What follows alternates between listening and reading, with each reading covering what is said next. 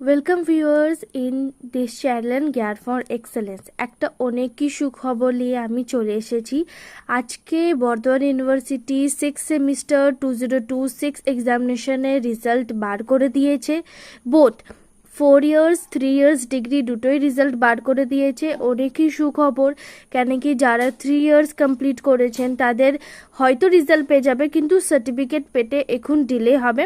সব থেকে আগে আমি এই ভিডিওতে 4 ইয়ার্সের কী করে রেজাল্ট আপনারা দেখবেন আমি ডিসকাস করে দিচ্ছি। তারপরে তার পরবর্তী ভিডিওতে 3 ইয়ার্সের রেজাল্ট চলে এসেছে, কিন্তু 3 ইয়ার্সের রেজাল্টটা একটু আলাদা রকম আপনাদেরকে দেখতে হবে কি করে পাস হবে বা কি করে সেমিস্টার ক্লিয়ার আছে কি না।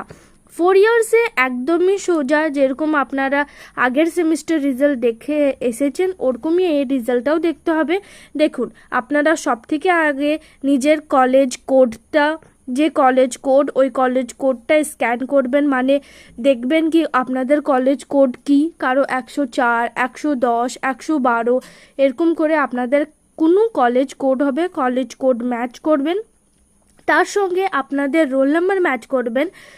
তারপরে দেখবেন কি আপনারা CSGPA তে কত পেয়েছেন, মেজার আর অলে। এইটা হলো সেমিস্টার 6-এ 2026 এক্সামিনেশনের NEP সিস্টেমের 4 ইয়ার্সে অনার্সের রেজাল্ট। আমি এটা দেখলাম। যদি আপনাদেরকে এই রেজাল্টে পিডিএফটা চাই তাহলে আমার হোয়াটসঅ্যাপ চ্যানেলটা অবশ্যই ফলো করুন। আমি হোয়াটসঅ্যাপ চ্যানেলে এই রেজাল্টের পিডিএফটা সেন্ড করে রাখছি।